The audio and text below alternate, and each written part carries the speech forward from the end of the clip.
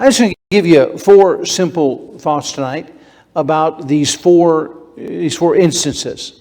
And what I believe God was trying to tell His people they needed to learn from their experience in Egypt.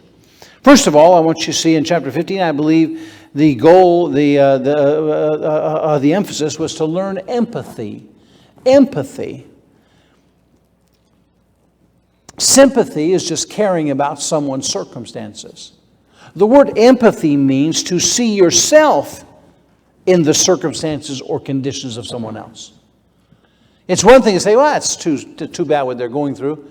It's another thing to put yourself in their position and try to understand and feel what they're going through and really try to say, well, what if that was me in that? And that's what empathy is. Empathy is the idea of seeing yourself in someone else's circumstances. It's a deeper concern. It's a deeper love. It's a deeper. It's a deeper concern than sympathy. Look with me, beginning in verse 12 of chapter 15. He says, "And if thy brother, an Hebrew man or an Hebrew woman, be sold unto thee and serve thee 6 years." There was every 7 years, every Jubilee, they had to let people go. After this, he said a Hebrew could only be forced to serve in a situation for 7 years.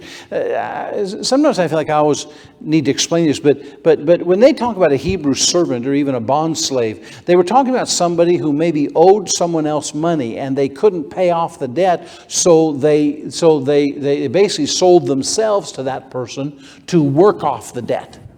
You know, it's obviously a big. It's kind of like we joke about if you didn't have the money to pay your bill at the restaurant, you have to wash dishes, okay? And the idea is that sometimes somebody owed a debt they could not pay, and so they could give themselves to that person they owed the debt to work off the debt. Or they could even give a family, like give a son, to have them work off the debt.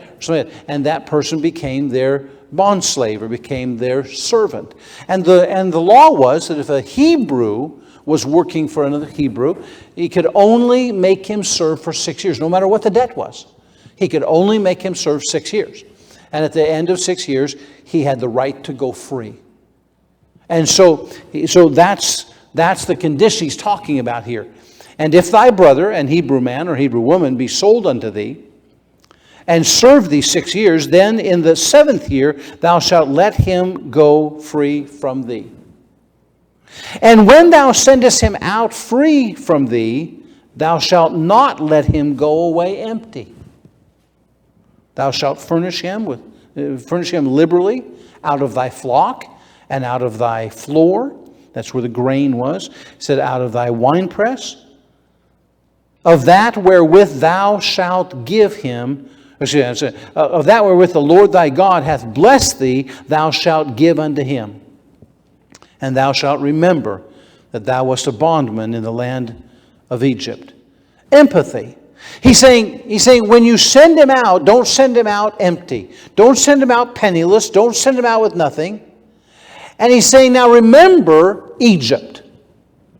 You remember in Exodus chapter 12, when the Passover was instituted, when they put the blood over the door and the death angel came through that night, and the final plague of Egypt, and all the firstborn of every home that didn't have the blood over the doorpost, the firstborn died in every home. The Bible tells us that the Egyptians were so broken at that point. They were so defeated. They were in such grief that they opened their homes and they told